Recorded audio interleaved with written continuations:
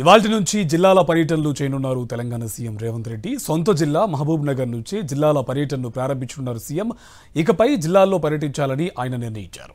ఇక మధ్యాహ్నం మహబూబ్ నగర్కు చేరుకునున్న రేవంత్ రెడ్డి ఐడిఓసి దగ్గర వన మహోత్సవంలో పాల్గొంటారు. అనంతరం ఉమ్మడి జిల్లా నేతలతో ముఖాముఖి నిర్వహించనున్నారు. మహిళా శక్తి క్యాంటీన్ ప్రారంభోత్సవంతో పాటు పలు అభివృద్ధి పనులకు శంకుస్థాపనలు చేయనున్నారు. సీఎం పర్యటన కోసం విస్తృత ఏర్పాట్లు చేశారు. జిల్లా అభివృద్ధి కోసం ప్రణాళికలను సిద్ధం చేస్తున్నారు ప్రజాప్రతినిధులు. మహబూబ్ నగర్ జిల్లాలో సీఎం రేవంత్ రెడ్డి పర్యటనకు సంబంధించి మరింత సమాచారం మా కరెస్పాండెంట్ విజయ్ భాస్కర్ అందిస్తారు.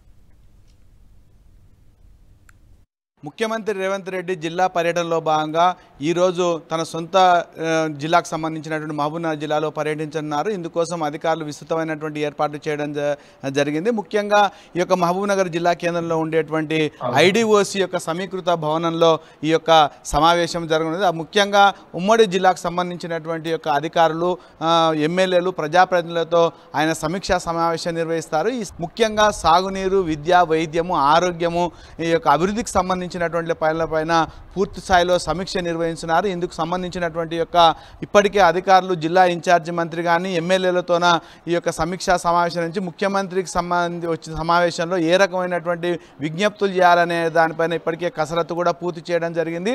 ఆ యొక్క ప్రతిపాదనలు కూడా ముఖ్యమంత్రికి ఇచ్చి వాటి ద్వారా ఆమోదం పొందించి జిల్లా అభివృద్ధి కోసము పాటుపడాలనే ఉద్దేశంతో ఇప్పటికే చర్యలు చేపట్టడం జరిగింది. ముఖ్యంగా హైదరాబాద్ నుంచి నేరుగా కలెక్టరేట్లోకి బేగంపేట విమానాశ్రయం నుంచి హెలికాప్టర్ ద్వారా ఇక్కడ చేరుకుంటారు. చేరుకున్న తర్వాత ముఖ్యమంత్రి మొట్టమొదటిసారిగా ఈ యొక్క ప్రాంగణంలో మొక్కలు నాటే కార్యక్రమము, ఆ తర్వాత మహిళా శక్తి క్యాంటీన్ ప్రారంభిస్తారు.